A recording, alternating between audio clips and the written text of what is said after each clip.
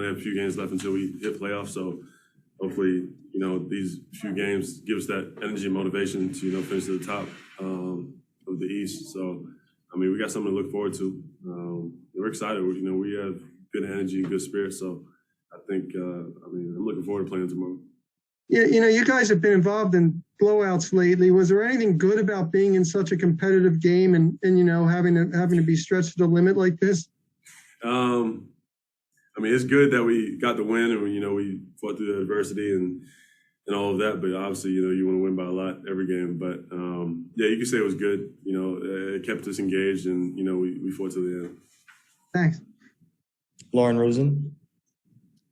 And Doc said that those 2 charges in overtime were the biggest plays of the game. You have spoken a lot this season about the fact that your stat line doesn't always tell the whole story, and I think tonight is sort of a perfect example of that.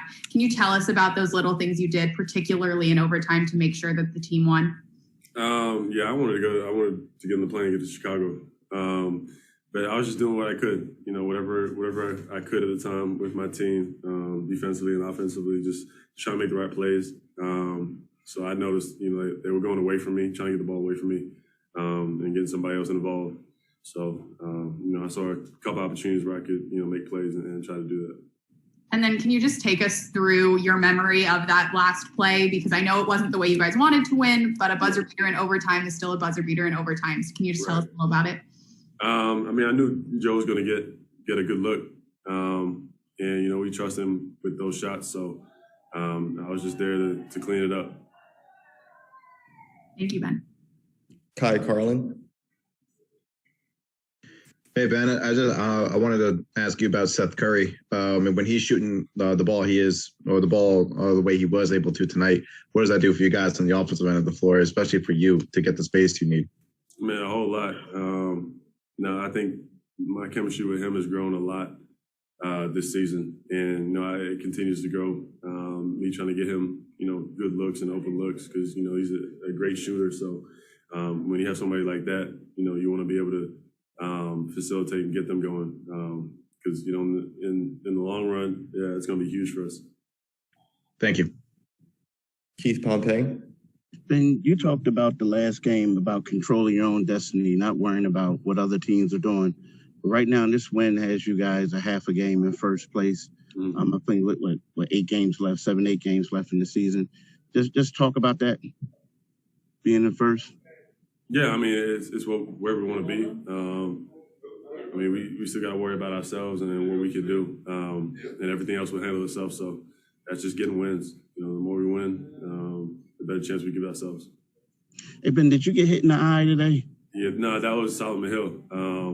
A couple games ago. Yeah, and they had that. There was I think it was a flagrant or a tech. They had a tech.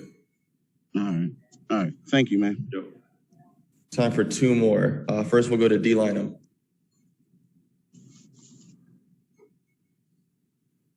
D-Lineham, there you go. Sorry.